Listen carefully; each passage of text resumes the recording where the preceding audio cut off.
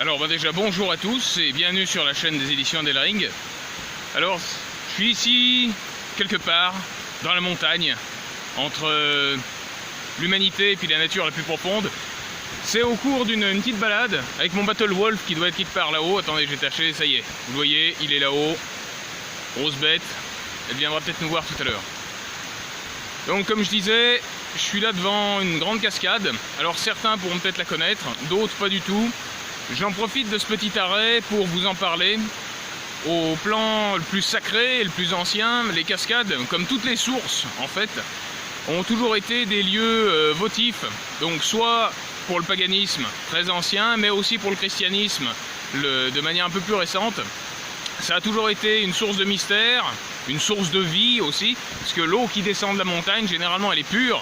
Point de vue purement chimique et biochimique, on a avec l'oxygène à peu près 95% de tout ce qui est micro-organismes un peu néfastes, si je me souviens bien d'ailleurs, qui disparaît complètement. Donc c'est de l'eau qui est quasiment potable et c'est un gage de santé. Elle est bien fraîche, pour ceux qui viennent s'entraîner c'est bien aussi. Alors il y en a beaucoup qui pourront dire ouais c'est la localité soit des esprits, soit autre chose. Il y a eu de ça. Il y a eu aussi quelque chose de beaucoup plus profond.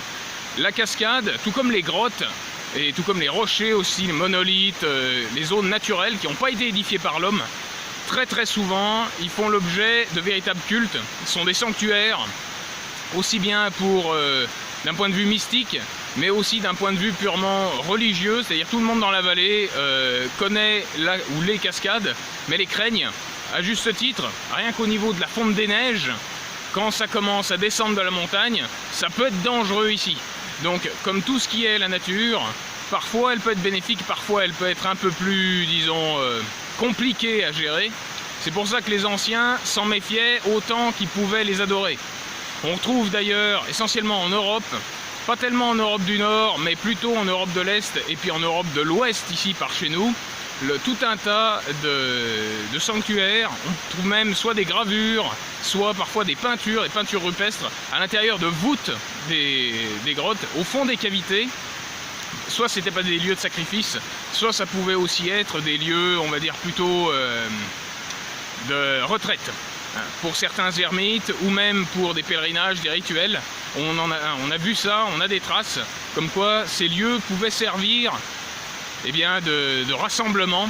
Alors, est-ce que ça pouvait servir pour tout ce qui était les sorcières, comme diront certains?